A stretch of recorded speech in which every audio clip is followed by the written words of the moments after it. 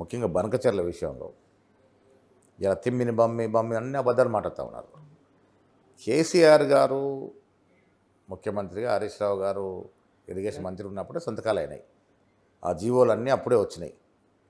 బనకచెర్ల టన్నులు తవ్వడం ప్రారంభించారు అంటే కారణం ఏంటి? మీరున్న హయాంలో ఇదే కేసీఆర్ గారు ఆంధ్ర పోయి జగన్మోహన్ రెడ్డి ఇంట్లో బిర్యానీ చేపల కూర తిని రాయలసీమ రత్నాలసీమ చేస్తున్న ఎట్లా అంటాడు ఒక తెలంగాణ ముఖ్యమంత్రి ఆంధ్ర ప్రాంతాన్ని అభివృద్ధి చేస్తున్న ఎట్లా అంటాడు? మన వాటను తాకట్టు పెట్టి ఆంధ్రాను సస్యామలం చేస్తాం, మాకు 1000 టీఎంసీ సరిపోతుంది, 3000 టీఎంసీ గోదావరిలో పోతున్నది, మీరు ఎంతన్నా వాడుకోండి అని ఊతమిస్తేనే కదా ఇలా ఈ జీవోలు వచ్చినాయి. బనకచెర్ల జీవో ఎందుకు వచ్చింది? ఆనాడు వీరు ఇద్దరు ముఖ్యమంత్రులు, జగన్మోహన్, అంతకుముందు చంద్రబాబు, తర్వాత జగన్మోహన్ రెడ్డి, ఈయన కలుపుకొని గోదావరిని కృష్ణాతో అనుసంధానం చేద్దాం, కృష్ణా తర్వాత మిగతా నదులతో అనుసంధానం చేద్దాం, దాంట్లో నుండి పుట్టినదే కదా బనకచెర్ల టనల్. అవసరానికి మించి టనల్ తవ్వుకుంటా ఉన్నారు వాళ్ళు. ఎవరు ఆపించినారు? అది ఎవరు ఆపించినారు? ప్రజలు అర్థం చేసుకుని మేము కదా అధికారంలోకి వచ్చిన తర్వాత ముఖ్యమంత్రి గారు, మా ఇరిగేషన్ మంత్రి ఉత్తమ్ కుమార్ రెడ్డి గారు కేంద్రానికి వెళ్ళి కంప్లైంట్ చేస్తే కదా ఆగింది ఇలా. కానీ ఇప్పుడు బీఆర్ఎస్ సుప్రీంకోర్టుకి వెళ్తోంది కదా, దాంట్లో ఏమన్నా స్టేట్ గవర్నమెంట్ ఇంప్లీడ్ అవుతుంది? మేము ముఖ్యమంత్రి గారు కానీ మా కాంగ్రెస్ పార్టీ కానీ చాలా సందర్భం చెప్పాం. ఆంధ్ర, తెలంగాణ, తెలుగు రాష్ట్రాలు కలిసి ఉందాం, కానీ వాటా విషయంలో ఒక్క నీటి చుక్కను కూడా వదులుకోమనే మాట స్పష్టంగా చెప్పాం. అదే మాట కట్టుబడి ఉన్నాం. ఇలా కంప్లైంట్ చేసి ఆపించింది మేము, ఫర్దర్ కన్స్ట్రక్షన్ జరగకుండా ఆపించింది మేము. ఎక్కడ కూడా కాంప్రమైజ్ ఉండదు, ఒక్క నీటి చుక్క కూడా వదులుకోము, మా వాటాలు తాకట్టు పెట్టే విషయం లేదు. మీరు ఆల్రెడీ తాకట్టు పెట్టినారు, కేసీఆర్, హరీష్ రావు. ఆ తాకట్టు పెట్టిందని విడిపించుకోవడానికే నానా తంటాలు పడాల్సి వస్తుంది మాకు. చివరిగా కవిత గారు మీ పార్టీకి వస్తే ఏంటి స్టాండ్ ఏంటి? మాకు అవసరం ఏముంది అంటున్నారు. వాళ్ళ సొంత వ్యవహారము. బేసిక్గా కాంగ్రెస్ పార్టీ వేరొకరి వ్యవహారంలో తలదూచది. ఆ పార్టీలో అధికారం ఉన్నప్పుడు అందరూ అనుభవించారు. కేసీఆర్ మొదలుకొని హరీష్ రావు, కేటీఆర్, సంతోష్ రావు, కవితారావు అందరూ అధికారం అనుభవించిన వాళ్ళు కదా. అప్పుడు ప్రజల గోడు పట్టలే. ఈ కవిత ఇలా చాలా గొప్ప మాట్లాడుతుంది, బీసీల గురించి, మహిళల గురించి. చాలా సంతోషం. ఇప్పటికైనా జ్ఞానోదయం అయింది. ఒక్క మహిళ కూడా క్యాబినెట్లో లేకుండా 5 ఏళ్ళు నడుస్తే ఒక్కరోజన్నా మీ నాయన అడిగినావమ్మా, నాన్న ఇదేంది, నేను ఒకసారి మహిళగా అడుగుతూ ఉన్నాను, ఒక్క మహిళ కూడా క్యాబినెట్ తీసుకోవడం ఎంత అన్యాయం అని అడిగినావా? అడగలే. ఎప్పుడన్నా బీసీల గురించి ప్రస్తావించిందా కవిత గారు? ఒక్క వీడియో, ఆడియో చూపిస్తే నేను దేనికన్నా సిద్ధం. అధికారం పోయిన తర్వాత వాళ్ళు ఉనికి కాపాడుకు ఇలా బీసీల గురించి మాట్లాడుతున్నారు, అయినా స్వాగతిస్తాము. బీసీల గురించి ఎవరు ముందుకు సపోర్ట్ స్వాగతిస్తాము, కానీ గతం తెలుసుకుంటే మంచిది. పంచాయతీ అంతా ఎక్కడొస్తుంది? నాకున్న సమాచారం సరే, నేను ఆ పార్టీ గురించి, వాళ్ళు కుటుంబ తగాదాల గురించి మనం మాట్లాడడం కరెక్ట్ కాదు. వేరే కుటుంబంలో తగాదా పెట్టి మేము లబ్ధి పొందాలనే ఒక దురాలోచన మాకు లేదు.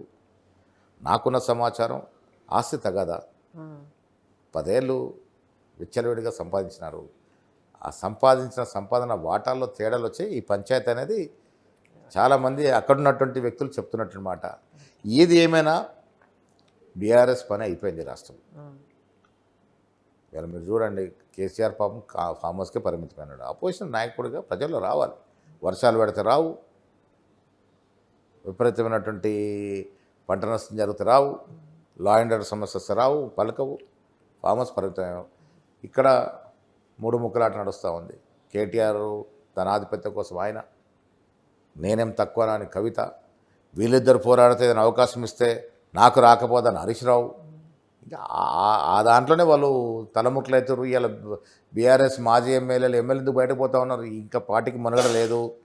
ఈ పంచాయతీల వల్ల ఈ పార్టీ ఇక్కడే ఖతమైపోతుంది. కాబట్టి మాకు ఏదో ఒక పార్టీ చూస్తున్నామని జాతీయ పార్టీలకు పోతూ ఉన్నారు. నాకు తెలిసి ఈ రాష్ట్రంలో బీఆర్ఎస్ పార్టీ ఇంకా రాజకీయ ముఖచిత్రం ఉంటుందని నేను అనుకోవట్లేదు.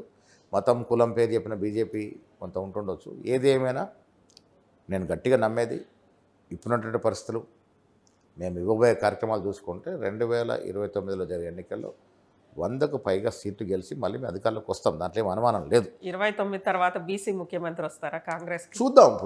ఇప్పుడు చాలామంది మా మధ్యన తగాదాలు పెట్టే ప్రయత్నం చేస్తూ ఉన్నారు. బీసీ ముఖ్యమంత్రి కాంగ్రెస్ పార్టీలో ఏదో ఒక రోజు అవుతారని నేను గట్టిగా చెప్తాను. రేవంత్ రెడ్డి గారే చెప్పారు కదా నెక్స్ట్ వచ్చేది బీసీ ముఖ్యమంత్రి. ఇప్పుడు రేపో మాపో అవుతామని చెప్పము. ఇలా రేవంత్ రెడ్డి గారు పిసిసి అధ్యక్షుడిగా అన్ని రకాలుగా పోరాడినారు కాబట్టి అధికారంలోకి వచ్చింది. ఇలా ఆనాడు సోనియా గాంధీ, ఖర్గే, రాహుల్ గాంధీ గారు చెప్పిన మాటలు నమ్మడంతో పాటు ఒక డైనమిక్ పీస్ పాయింట్ ఉండే రేవంత్ రెడ్డి గారు అయితే చేయగలరు నమ్మినారు కాబట్టి ఈ రాష్ట్రంలో అధికారంలోకి వచ్చింది. పాలన జరుగుతూ ఉంది. 5 ఏళ్ల కోసం ఏర్పడిన ప్రభుత్వం వారు ఉంటారు. భవిష్యత్తులో ఎప్పుడైనా ఈ రాష్ట్రంలో బీసీ ముఖ్యమంత్రి అవుతుంది, అది కాంగ్రెస్ వల్లే సాధ్యమవుతుంది. అది స్పష్టం. ఇక చివరిగా రాష్ట్ర ప్రజలకు మీరు ఇచ్చే పిలుపండి. ఓపిక, సహనంతో పాటు వాస్తవాలు తెలుసుకోవాలి. ఇవాళ సోషల్ మీడియాని బీజేపీ, బీఆర్ఎస్ పార్టీ అనైతికంగా వాడుతూ ఉంది. అబద్ధాలు ప్రచారం చేస్తూ ఉంది. వీడియోలు, ఆడియోలు మార్ఫింగ్ చేస్తూ ఉన్నారు, రేటింగ్ చేస్తూ ఉన్నారు. అవి నమ్మకండి. వాస్తవాలు తెలుసుకునే ప్రయత్నం చేయండి. కాంగ్రెస్ పార్టీ ఈ రాష్ట్ర అభివృద్ధి కోసం, ముఖ్యంగా ఎస్సీ, ఎస్టీ, బీసీ, మైనార్టీల అభివృద్ధి కోసం కట్టుబడి ఉంది. అకుంఠిత దీక్షతో పనిచేస్తూ ఉంది. మా ముఖ్యమంత్రి కానీ, ఉప ముఖ్యమంత్రి కానీ, మంత్రివర్గం కానీ 6 నిమిషాలు ప్రజల నుండి పనిచేస్తూ ఉన్నారు. ఇచ్చిన 6 గ్యారెంటీలతో పాటు మెజారిటీ అంశాలని ప్రజలకు ఇస్తున్నాం. ఎట్లా ఇస్తున్నాం? ఇలా 8 లక్షల కోట్ల అప్పు ఉండి ప్రతి నెల 6.5 వేల కోట్లు వడ్డీ ఇన్స్టాల్మెంట్ కడుతూ కూడా ఇంత ఆర్థిక నిర్బంధం ఉండి కూడా ఇస్తూ ఉన్నాం. ఏది జారవిడిచం. ఒక మాట చెప్పి తప్పుకునే అలవాటు లేదు. కొంత కష్టమైన, నష్టమైన, కొంత ఆలస్యమైన అన్ని స్కీములు ఇస్తాం. ఎన్నికల నాటికి ఎస్ కాంగ్రెస్ పార్టీ బాగా చేసిందని శబాషి కొట్టించుకొని 100కు పైగా సీట్లు గెలుస్తాం. వ్యాప్తంగా 42% బీసీ రిజర్వేషన్స్ని చర్చకి వెళ్ళగలిగింది తెలంగాణ కాంగ్రెస్ కమిటీ. ఈ నేపథ్యంలో పార్లమెంటులో ఆర్డినెన్స్ ఆమోదించకపోయినా ఖచ్చితంగా బీసీ రిజర్వేషన్స్ అమలు చేసి తీరుతాం రాబోయే స్థానిక ఎన్నికల్లో అనేది చాలా గట్టిగా అంటోంది టీపీసీసీ. ఎలా అసలు అంటే ఒకవైపు ఆర్డినెన్స్ అమలు కాని నేపథ్యంలో రిజర్వేషన్స్ అమలు సాధ్యమేనా? అసలు బీసీ రిజర్వేషన్స్ ఈ స్థానిక ఎన్నికలకి ఇది అమలు అవుతుందా? దీనికి సంబంధించి మనతో మాట్లాడడానికి ఎమ్మెల్సీ అదేవిధంగా టీపీసీసీ ప్రెసిడెంట్ మహేష్ కుమార్ గౌడ్ గారు మన ముందు ఉన్నారు. మహేష్ కుమార్ గౌడ్ గారు నమస్తే అండి. ఏంటి అసలు అంటే బీసీ రిజర్వేషన్స్ బిల్ ఈరోజు ఎక్కడుందని అనుకోవచ్చు? బీసీల యొక్క అభ్యున్నతి, బీసీ పాపులేషన్ యొక్క అన్ని రకాలుగా అప్లిఫ్ట్మెంట్ అనేది కాంగ్రెస్ పార్టీ పేటెంట్. భారత్ జోడో సందర్భంలో రాహుల్ గాంధీ గారు కన్యాకుమారి నుంచి కాశ్మీర్ వరకు చేసిన భారత్ జోడో యాత్రలో ఈ దేశాన్ని సమూలంగా చదవగలిగినాడు. భౌగోళికంగా యాత్ర చేయడమే కాకుండా ప్రతి రాష్ట్రంలో, ఆయన పోయిన రాష్ట్రాలన్నింటిలో కూడా ఉన్నటువంటి ఉన్నటువంటి స్థితిగతులను చదవగలిగినాడు. ముఖ్యంగా అణగారి వర్గాలు, కింది స్థాయి, అట్టడుగు స్థాయిలో ఉన్నటువంటి కులాల యొక్క దుస్థితిని చదవగలిగినాడు. కాబట్టి ఈ దేశంలో ఎవరు ఎంత నిష్పత్తి ప్రకారం జనాభా ఉంటే వారికి అన్ని ఫలాలు అందాలని ఒక ధ్యేయంతో ఒక స్లోగన్ తీసుకొచ్చినాడు. జిస్కి జితిని ఆబాది ఉన్కే ఉతనే భాగ్యదారి అనే ఒక స్లోగన్ను భారత్ జోడో